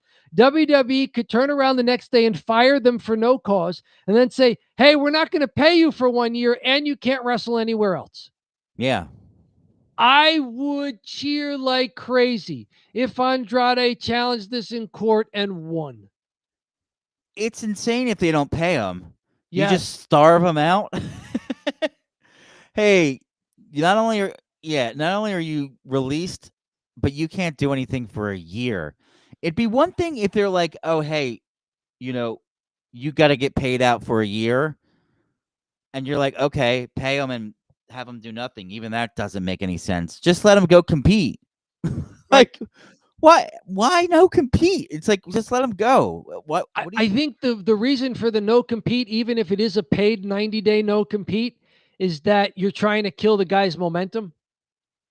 So that the guy can't show up on another program with everybody still fresh in mind. Oh, that's Scott Hall. That's Razor Ramon and Diesel. Yeah, that's guys from 30-something years ago. So I get the idea of the non-compete for like providing a creative buffer zone from what you were doing on one program to what you may be doing in another promotion. But yeah, I mean, there's got to be if it's a 90-day no compete, then it should be a 90-day severance package that goes with it. If it's a 1-year no compete, it should be a 1-year severance package. Yeah, they should. You can't just fire people and tell them, oh, by the way, you're not allowed to work anywhere. It feels wrong, right? It does, right? It just feels like, forget the laws, forget the contract. It feels wrong. It feels like you shouldn't be able to people should be able to get fired and then go get another job. Like if you don't want them to work for you, that's great. But why should you be able to make that decision for another company? I think WWE doesn't want Andrade. That's fine. Get rid of him. End his contract right there. Don't owe him another dime. But now they're basically making the decision for Tony Khan and for every other wrestling promotion out there to say, oh, you guys can't hire Andrade either. So it's taking away Tony Khan's right to hire the guy. Yeah. I think that the best thing is give them the 90 days and then do the non-compete if you're really that worried about it, or cut them loose and say you can go anywhere you want, and then they go, and that's that. That's insane. That it doesn't seem like, and maybe Otunga knows he's a lawyer, so graduated from Harvard Law School. That's about as reliable of a guy as you have to talk about this, right? Was a pro wrestler and was a lawyer and graduated from Harvard Law School. I wonder if he ever helped WWE out with, lawyer stuff. You ever have been like, he used to be a wrestler, but now he is a lawyer. Unfrozen wrestler lawyer. Tell me if you got that reference in the chat, in the comments. I'll give you a hint. Phil Hartman. I did not get that, but I love Phil Hartman. So okay, Saturday Night Live, unfrozen caveman lawyer. He used to be a caveman, but now he is a lawyer. This is like, at the end of the day, Dom, this is just like a no, like what's right and what should be right. Yeah, like you should. I think nobody would argue this, right? Well, on the other hand, it's a freely entered into contract. So the question will be, was this clause properly disclosed at the signing of the contract? Who's Andrade's agent? Does he have a malpractice suit against his agent if his agent didn't tell him about this? Do Or they didn't try have to agents? negotiate that the heck out of the deal? Do they even have agents? Or are they doing it themselves? Are they taking advantage of a guy whose English is not his first language? Yeah, that's a great point. What's happening here? So I'd like to see it play out. I'd like to see it play out. Back to Wrestling Inc. Writer Julian D'Alessandro. Natalya wrote a book. I think the last time we spoke about this was when Becky Lynch, Rebecca Quinn, wrote a book which was doing pretty well while she was on leave from her in-ring duties.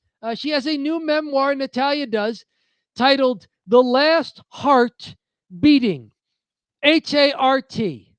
So due out on October 28th, which is the Tuesday. Books seem to major releases tend to be planned around Tuesdays. So Tuesday, October 28th, her new memoir will be released to the public.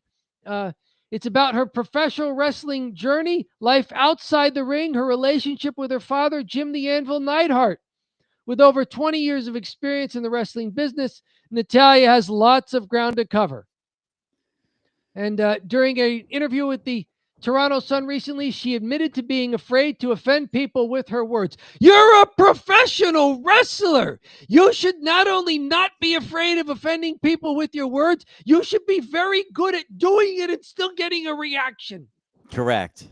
100% correct. I got really great advice from Becky Lynch, also from Bret Hart, her relative there. Gave me some good advice. Both Bret and Becky had written New York Times bestsellers. Bret said to me, he's like, write the book for you and you only, and you cannot go wrong. I'm not sure what kind of, if that's really good advice.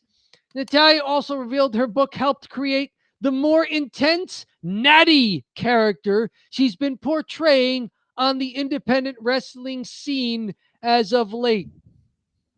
So she's no longer the good corporate employee of WWE. When she goes out on the independent circuit, she's got a little harder edge to her there. The Natty character. What say you wrestlers getting into? I mean, maybe the most famous book, is it Mick Foley's? His was fairly well received as well, right? Have a Nice Day, maybe? Or no, was it I forget what it was. Have a Nice Day sounds like it could be the title of a Mick Foley book. But like his book was generally well regarded as well. Like an actual good book. Yeah, right? Yeah. Yeah. Mankind, Have a Nice Day. A Tale of Blood and Sweat Socks. I mean, who doesn't want to read about blood and sweat socks? Yeah, I think his was good. He seems like a guy that could be a good writer too. He's very good creatively. Yes. Natalya, actually, I would be interested in this only because of more than most wrestlers. All that experience and seeing the landscape change and being in it for that long, and being on reality TV, she's done a lot with her life, and her dad, that's got to be weird with a dad like Jim Neidhart, right? The big wrestling family, the wrestling lineage, plus being in the business so long herself, and training other wrestlers. I wonder how much the book will have insights as to what people see in the ring from Natalya Neidhart is a small portion of what she does in the wrestling business. Yeah, for sure. Very good. And one more to finish up here. This is from Trinity Fatu, Naomi's Instagram. That is a ultrasound of new baby Fatu. She hashtagged baby Fatu and tagged her husband, Jonathan Fatu. Of course, Jonathan Fatu, one of the twins, the slightly older twin of Joshua, who is Jey Uso. That's Jimmy Uso. Joking here that the baby appears to be dabbing at 16 weeks. Wonderful news. It seems like the pregnancy is going well for the Fatu family. This is why Naomi had to drop the title, even though she was as hot a character as she's ever been in her career with that new proceed with caution Naomi heel character.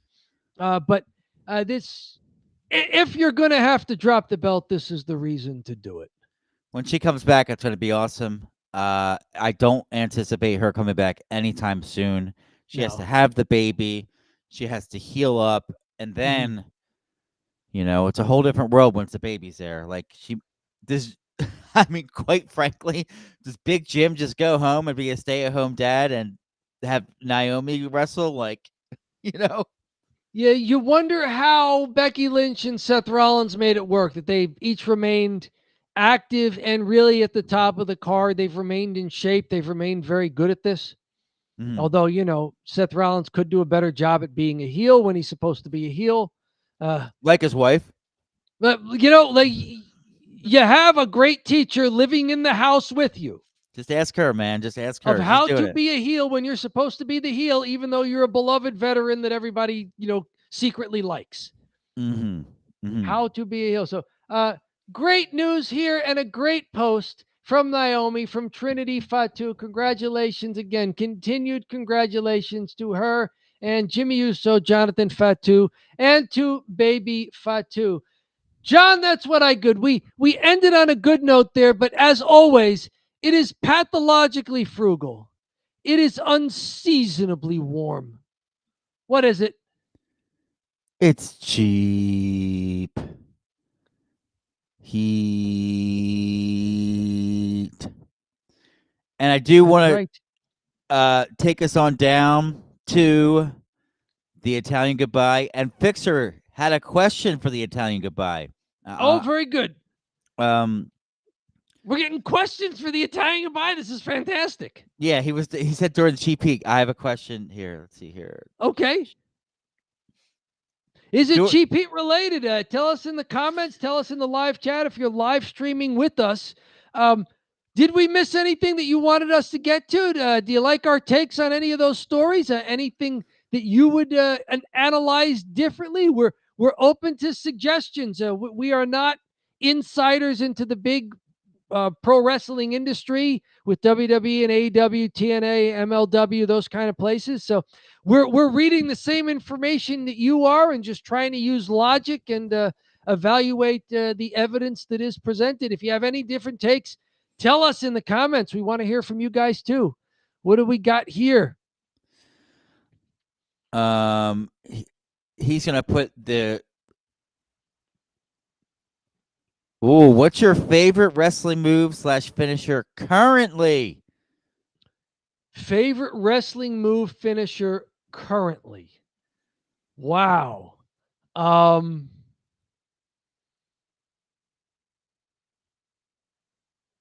I think really anyone that's set up properly and isn't overused, like Samoa Joe's Nope. Is that when he walks away as the guy's diving on him? Yeah. Is that a finisher, though? Does he get the pinfall after that? I think it's just maybe what's your favorite wrestling move and then finisher. Or finisher, currently. Or finisher. Okay. The Nope is a fun one. I got one for you. Sure. Tiffany Stratton, Alabama Slam. I love that move. Absolutely the love cartwheel into the Alabama Slam. She hit it on Kiana James on the Smackdown that we covered. Yes. The Alabama Slam is dirty. Right. It's such a nasty move.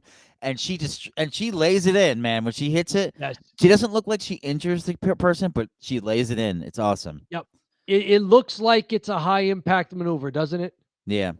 I also like her handspring back elbow that she got from the Great Muta. Yeah. Right. That's tremendous. Let's see. Favorite move or finisher currently. I don't know how much he does this anymore because we don't see it very often. But I always thought it was a real test of strength and dexterity for LA Knight to catch the guy coming off the ropes and do the tilt-a-whirl power slam. I remember when he did that in Saudi Arabia to Roman Reigns, a bigger wrestler. And I was impressed for the power that it takes to do that. So I like the tilt-a-whirl power slam. Dragon Screw is another one done now by Alexa Bliss and Stephanie Vaquer. Yes, another move that I remember from the Great Muta, the Dragon Screw. Yes. Samoa Joe's nope. Yeah, that's a little comic relief in the middle of the match. Victor, you had said a little earlier it's going to be an uphill struggle for Naomi to come back after pregnancy. Yes, but I think she has some examples. Becky Lynch, Alexa Bliss. She has some contemporary examples of women who've successfully done it. They've gotten back into physical condition, physical shape in order to wrestle. They've been able to come back and wrestle, and the crowd has remembered them and liked them. Like Alexa Bliss got a huge pop when she came back. She's now doing some of the best character work of her life, and she's, along with that, giving Charlotte Flair her best character work of her career. Becky Lynch has come back, won world titles, won the Intercontinental title, maybe doing the best heel work of her career right now. She's able to get great matches out of wrestlers who you wouldn't expect to get great matches out of recently. She's able to bring along new talent, like all the things that sometimes veteran wrestlers get criticized for. Not being able to bring along younger talent, not being willing to put over rising stars. Becky Lynch has done all of that. And she's doing it after having a child not too long ago. It was 3 or 4 years ago. Naomi's age works against her more than the others. I did not know there was a significant enough age difference. Because Naomi, to me, was another person who it had finally clicked for her. She was doing some of the best character work of her career, and in ring, she had settled on a move set and a mannerism and a persona in the ring as a wrestler with this heel turn that I thought was her best work of her career. So, I mean, if she had been on her way out anyway, you'd say, stay home with your child. But if there's a way to raise your child and to make the wrestling schedule work, as some of your contemporaries have done it, and she and Big Jim, Jimmy Uso, Jonathan Fatu are willing to make the sacrifices necessary for that, I don't see that it's out of the question. Don't see that it's out of the question there. So, yeah, I sort of answered your question on the move finisher. As far as a finisher goes, I don't know that I have really a favorite finisher. The John Cena AJ Styles match from the most recent Premium Live event where they went through everybody's finishers. They went through everybody's finishers in a way just to prove that they're not really finishers because they just kept kicking out of all of them. So I don't know if I have a real favorite finisher. Naomi is 37 now. Alexa was in her early 30s, same with Becky. So, yeah, if there's maybe a 5-year difference, it maybe gets a little tougher later on. Yeah, I could see that. Yeah, you wonder how many of the great women wrestlers have also been mothers. It's something that obviously impacts the career of a woman wrestler more than it would a man wrestler. So many of them. BFT is a good finisher from LA Knight. I do like the BFT. I'm wondering what the gist of that move is supposed to be, because it looks like it's supposed to be a combination shoulder into the chest and pulling the head down to the mat. So it looks like it's supposed to be a combination impact move. I do like it. It's one of those high impact, quick strike moves that you can hit out of nowhere, as opposed to, say, a submission move or a big move off the turnbuckles. It takes a little longer to set up, and there's more risk that you may not hit it. Yeah, I do like the BFT. Yeah,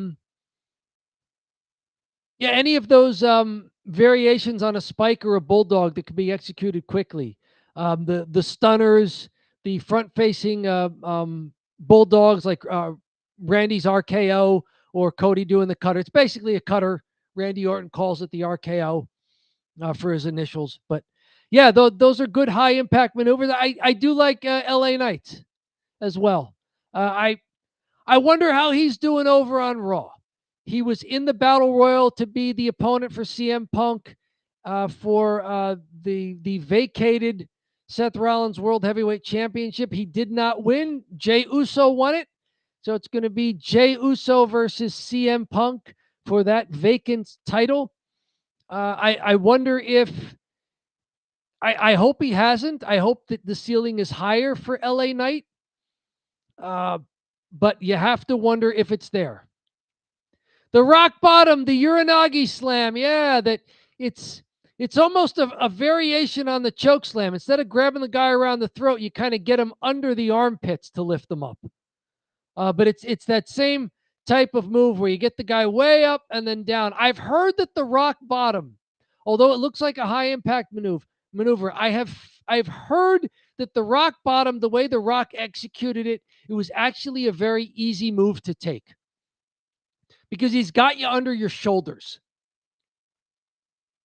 So Rock's got you under the shoulders there, and as he brings you down to the mat, your body is basically free to bump properly. Whereas the choke slam, it's a little tougher because the wrestler's got to have you around the throat, and he's got to kind of place you down with the hand under the small of your back on the other side.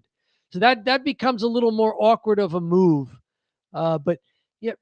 If any of these guys are professionals, they know what they're doing.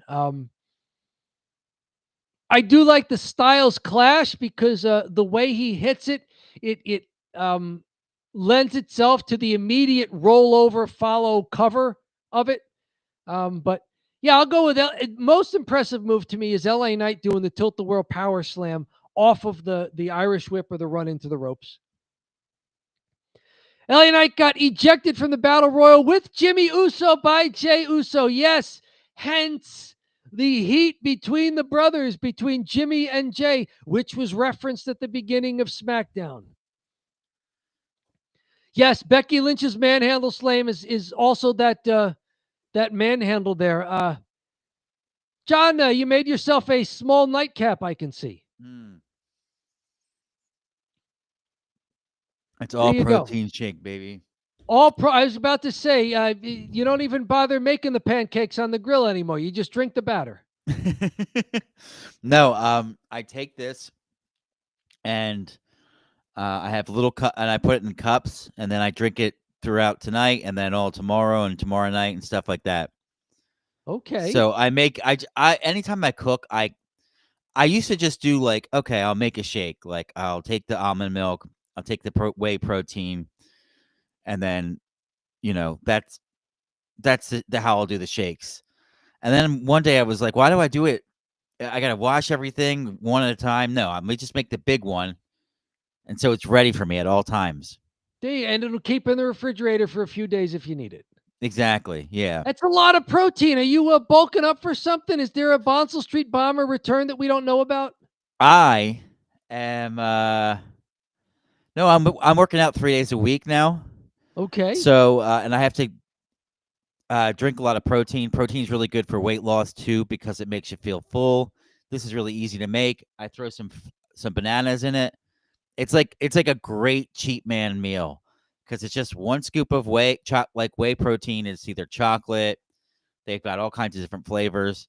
A banana and almond milk, and it's delicious. Fantastic. Yeah. All right. We were talking about finishers and big old moves here. The rock bottom, the fixer mentioned. Becky Lynch does a variant of it. So does Solo Sikoa. The spinning solo is basically just a pivoting Uranagi slam there. Mm-hmm. I love rock bottom. Interesting. Yeah, rock bottom is really good. I was gonna say BFT. I was gonna mention that LA Knights. The BFT, give us your opinion here, John. I'm trying to figure out what the big deal is for the BFT. It looks like it's because the way the wrestler takes the move, it almost looks like there's supposed to be a shoulder into the sternum at the same time that the head is supposed to be hitting the mat. So it's really like, you're in a vehicle accident and it's the blunt force trauma. Because if it's just supposed to be a spike, then it looks like it's not as big a deal as, say, a regular DDT. Yeah. If you're talking DDTs, Moxley has a great one. John Moxley, the Death Rider, Okay. which is How does he do it?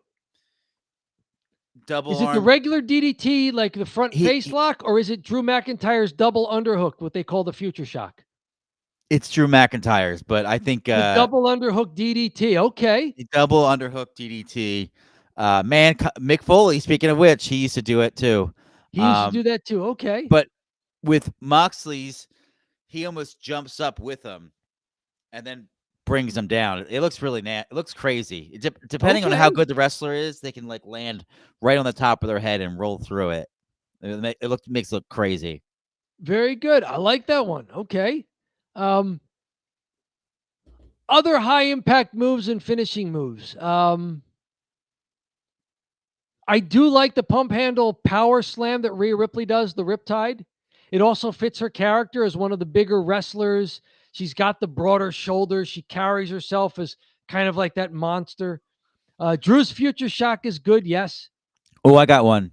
Okay. The Iron Sheik. The camel clutch. Yes. I think that's an all-time one. Stole from the Bonsall Street Bomber. The Kensington clutch. What he did is he topped in a time machine, saw me do it, went back into time, and then started doing it himself. I think that's what happened. It's how John Cena was R-Truth's boyhood hero. There is precedent for this, John. I'm not lying. Are you calling R-Truth a liar? His name has the word truth. His name does have the word truth. Although he's always lying. Interesting. Words, they're difficult. Chelsea Green's variant on the Unprettier.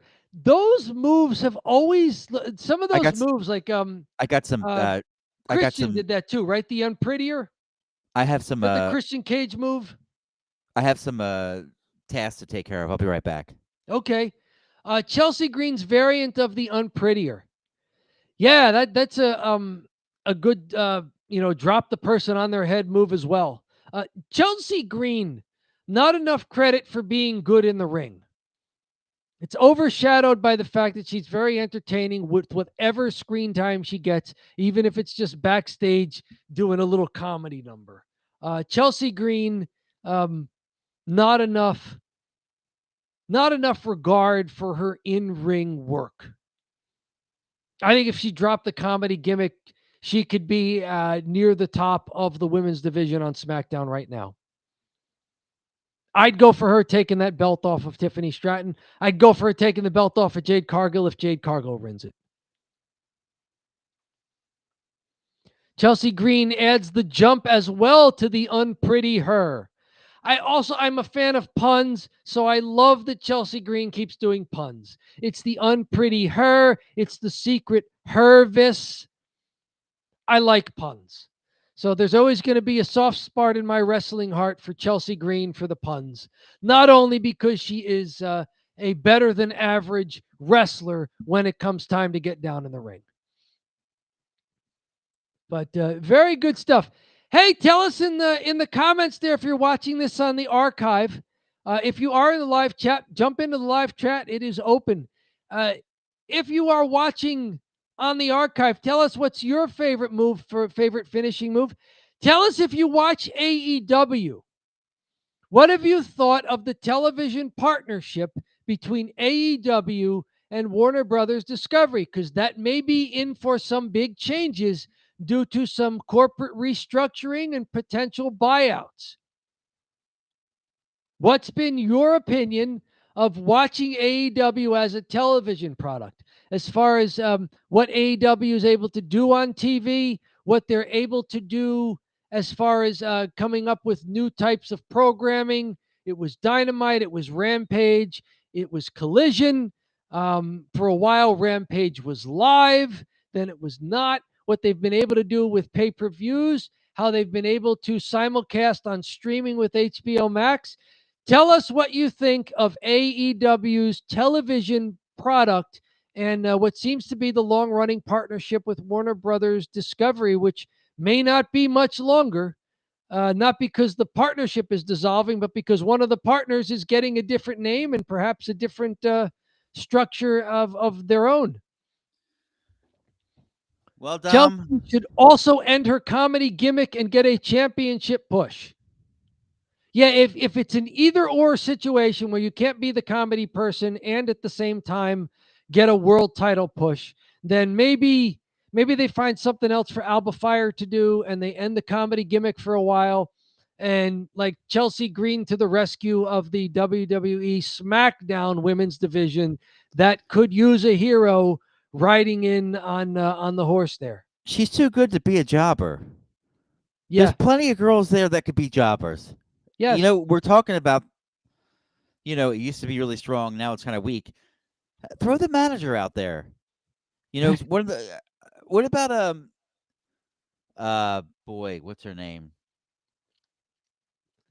B-Fab for a while, Meechin, they were B-Fab. kind of the lower level, but they were getting some good ring time. Meechin was actually kind of too good to job too. Yeah, but they're B-Fab. if you're on TV, then there's the potential that you're too good to job. But that's why we have our Ricochet Memorial Award, because John, true. you and I recognize that there is a skill to being able to put over other wrestlers while yourself still looking strong. Mm-hmm. But there would be something missing there, and that's why they have to lose. That's why they win the Ricochet Memorial Award. It's like, no, they shouldn't get a title, but they're doing a good job in this role of losing and being compelling, and maybe one day you kind of can see them getting back into it. Whereas Chelsea Green, I feel like they're just holding her back. It's like, come on. She had the U.S. title, and she was over, and she's the most interesting person on your program. Yes. She stole the show at the Money in the Bank that she never won. Exactly. You would have thought she won it, right? Great. She was the whole show climbing up, being scared of heights, and then someone pushes her off and she goes through a table. She goes through two tables on the floor. It's like she takes the most vicious bump of the night, all while pretending that she's afraid of bumps. She's so scared of this match, and she doesn't want to go up because she's scared of heights. And then her fear of heights is somehow really justified. Right. She gets not only pushed off the ladder, but pushed off the ladder to the floor and the tables. It's like insane. Yes, like, oh, this was really a bad idea.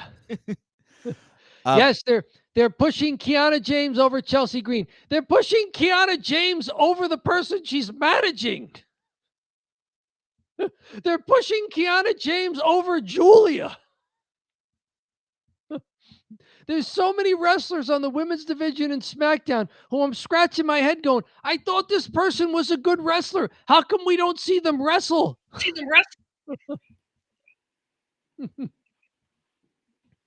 Yes, so there you go. Anything else that we have missed in this program, that any leftovers that need to be wrapped up and sent home with people? That's what the Italian goodbye is for. That's why it takes so long, because you're trying to say goodbye and we got so much food. Can you take a little bit home? Well, I don't know. I have a lot of food of my own at home. Would you like a little? Did you like the braciole? Did you like the ziti? Can I make you a little to-go container? No, I don't need the container back. You can keep it. Do whatever you need to. Just take it. Can you have some of the food? We don't want it to go bad. We don't want it to. Did you like the dessert? Do you want some of the dessert too? There's so much. We made so much food. There's so much food here. We don't want to throw it out. We take some home. You want to take some of that? And then, like, they're starting to hand you the stuff. They call you back in the kitchen. You look and say, oh, you know what? I did like that over there. Oh, we'll make you up a plate of that to go too. All right. There's you got to know. Wait. Put them down. There's too many. You're going to drop them. Let me get you a bag. Let me get you a bag. And then they go in and get the bag. And then you're... Let's get the bill. Let's put them in here nice. No, those are going to tip. No, that's in the wrong order. Let's put okay. That's not going to break. We should double bag it. That's the accent too. You nailed the accent of a Italian lady in the North. I've done this before, John. Yes, you're aware, right? All right, Dom. Well, I'll tell you what. Victor, I got to tell you, I don't know what the Scooby-Doo reference is, like what a Scooby-Doo idea is. I'm thinking of Scooby-Doo ideas like, they don't know, like it's kind of a fake idea, and then you pull the mask off and you find out what's really underneath it. Is that what you mean by a Scooby-Doo idea? Like, let's see what's really under this weird push for someone's manager. And you rip the mask off and it's, oh, okay, there's going to be that heel turn coming or whatever. I am not sure. John, you are genuinely trying to say goodbye, and I keep stopping you. No, I got to get up. There's extra cannolis and dip. Did you like the cannoli? We can put the cannoli and the dip in separate little containers for you. Exactly. Okay, Fixer, I got it. Let's end on a good note here. We're ending on the. Oh, you know what? If you want to keep going, Dom, there's some viewers. If you have any gas in the tank.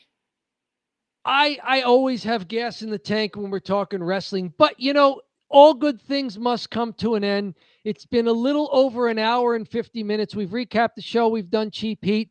We've meandered our way to the door, to the foyer, back to the kitchen. We've gotten everything that we need. We're sort of making our way back to the door. I think it's time to sign off. Thank you for everybody in the live stream. Especially thank you to Fixer for chatting with us here.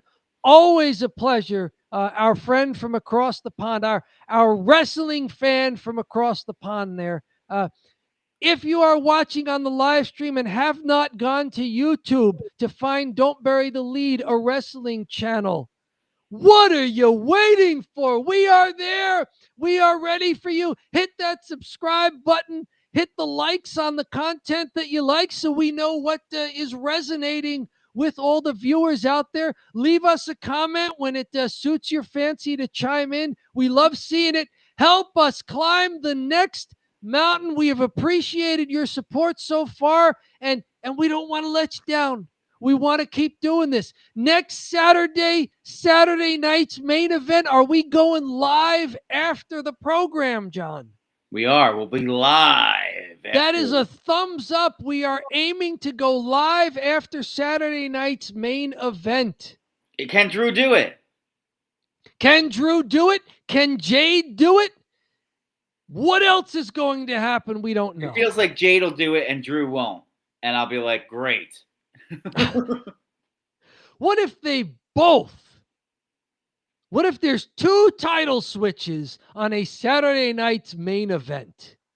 What if you got Jade Cargill and Stephanie Vacour as the champ? Woof. I don't know. Woof. Hey, they got to build the next generation of stars. I don't fault them for trying, but eventually we got to pull the mask off and see what's under there. Who's the real culprit? And she could have a great title run. And I'll be kicking myself. That's what I would hope for. I love it. The Fixer Dom is all gas, no brakes. And I have most of my teeth. I was not ambushed. All right. I am missing 1/2 of a tooth. Guess how many wisdom teeth I have, John? 3.5. 3.5 wisdom teeth. You got it. I will have to tell the story some other time. That's your teaser. I'm making you wait for the story of how I have 3.5 wisdom teeth. Oh, 3.5 wisdom teeth is absolutely a story you're telling on the next Dying Goodbye. Absolutely. We'll cut Cheap Heat short. We got to get to that. All right, folks. Thanks so much for joining. Dom, this was so much fun as always. Great stuff here at the Italian Goodbye too. Cracking up while I'm doing this stuff. Fixer, great questions, great commentary, great idea asking us what our favorite finisher was at the end of the show. I look insane because I was dressed as a zombie at a Halloween party tonight. So bear with me. But thank you all for joining. I know there's still some people on. You better subscribe. If you're on Twitch, please subscribe at YouTube. Thank you so much and have a great rest of your This is the best finisher. evening.